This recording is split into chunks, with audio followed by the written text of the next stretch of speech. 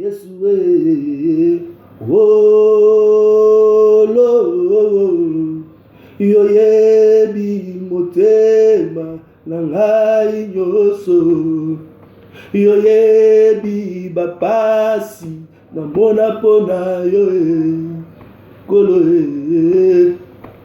kolo kolo yo yebi bapasi na nyokwami na mokili oyo.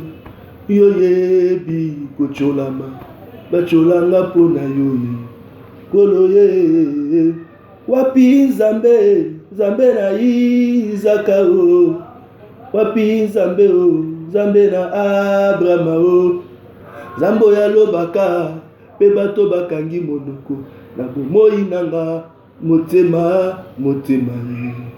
Oh Yahweh, je te dis merci ce matin. Encore me voici dans ta présence, Jésus.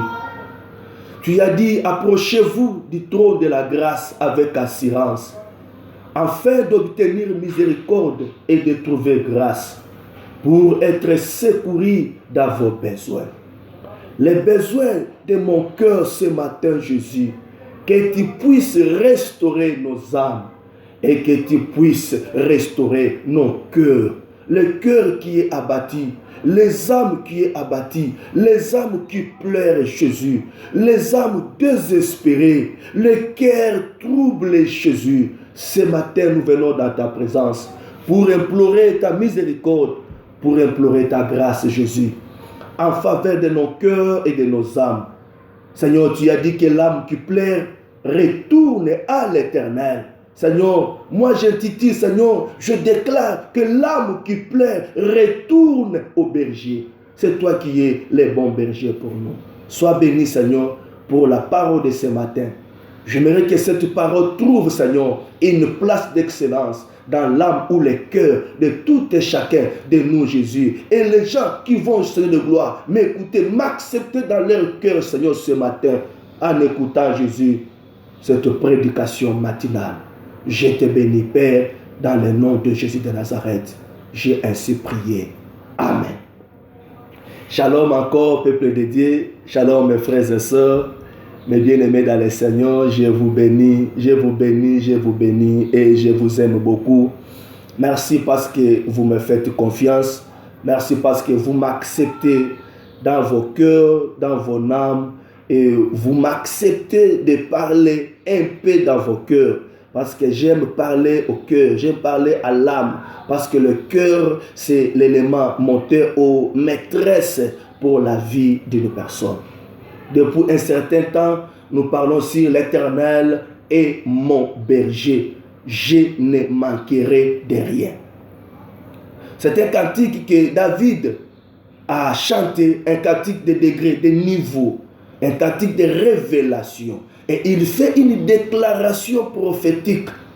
Il parle, il dit à l'Éternel, il n'est pas seulement l'Éternel, il n'est pas seulement le Sauveur, il n'est pas seulement, mais la dimension de la cantique va plus loin pour dire que l'Éternel, il est mon berger. Parce qu'il est mon berger, je ne manquerai de rien.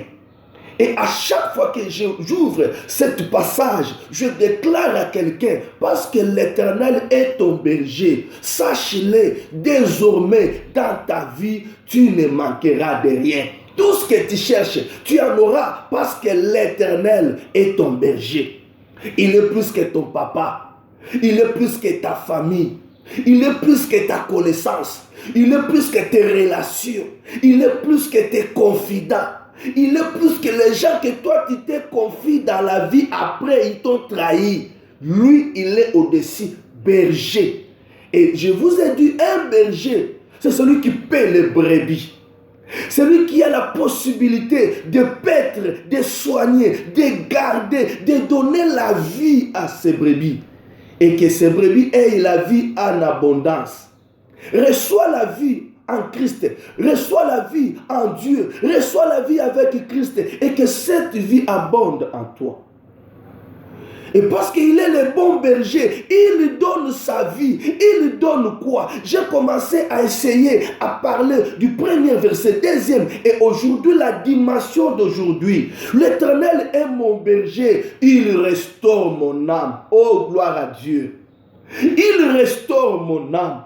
Il est mon berger. Voilà pourquoi je l'aime. Voilà pourquoi je me confie à lui. Voilà pourquoi je me laisse guider, conduire par lui. Parce que lui, il restaure mon âme. Oh, la Bible dit que l'âme qui pleure retourne à l'Éternel, car il est le consolateur des âmes abattues. Oh, la Bible dit, il est le réparateur des brèches. Et quand nous comprenons tous ces versets, nous comprenons ceci, qu'il y a des gens, nos ennemis, parfois des relations, parfois des connaissances, parfois même nos maris, parfois même nos femmes, les enfants, la famille, les gens que nous avons comptés dans le passé, qu'ils sont des confidents, ils sont des très chers pour nous, ils sont. Nous avons valorisé tous ces gens-là. Mais parmi ces gens-là, il y avait des catégories de gens. Ils sont venus pour nous poignarder au dos. Ils sont venus pour nous blesser le cœur. Ils sont venus pour nous laisser avec des blessures intérieures. Ils sont venus briser nos cœurs, briser nos âmes, blesser à tel point que nos vies est entrée dans le désespoir, le découragement, avec un dégoût total de la vie. Oh, laisse-moi te dire ce matin, je t'annonce, il y a quelqu'un qui s'appelle le bon berger. Lui, quand il vient, c'est pour restaurer l'âme qui est abattue. C'est pour essuyer le cœur qui saigne, le cœur qui fait couler les larmes. Lui, il est le bon berger. Laisse que ce matin, Dieu vient dans cette dimension dans ta vie, qu'il vient dans la dimension de restaurateur, de réparateur, qu'il restaure l'âme. La vie se trouve dans l'âme. Là, c'est la vie, c'est la vie, c'est la vie.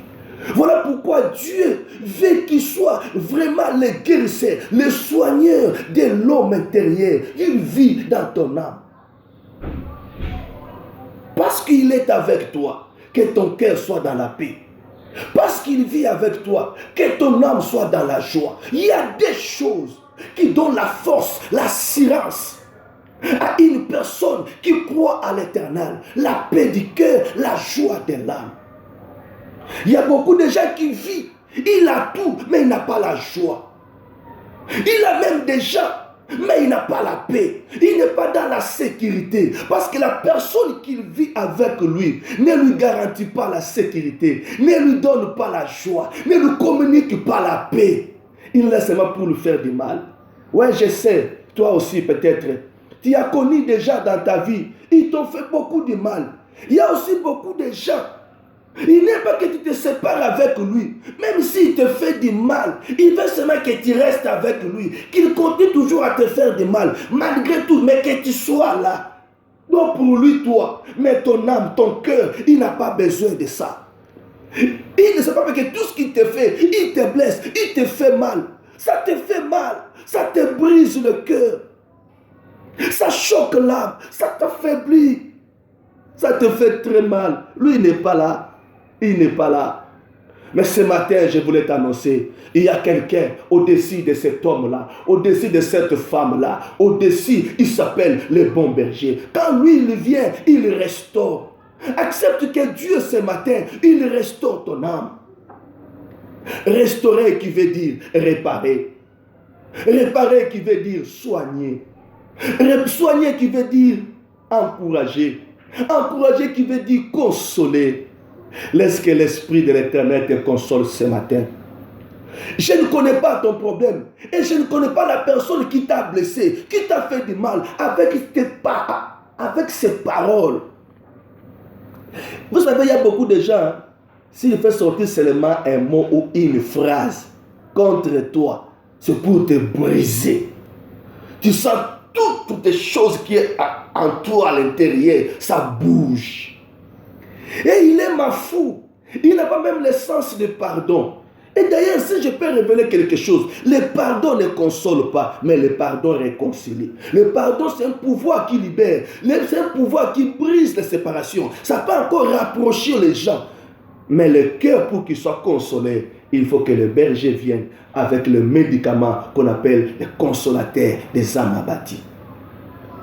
Je sais, dans ton mariage, tu es brisé. Tu vis avec un homme, il t'a brisé. Tu vis avec une femme, elle t'a brisé. Tes enfants à toi, ils t'ont brisé. Je sais, l'homme que tu as donné confiance, ou la femme, ou la personne, il t'a brisé. Il t'a fait du mal. Il t'a découragé. Il t'a déçu aussi.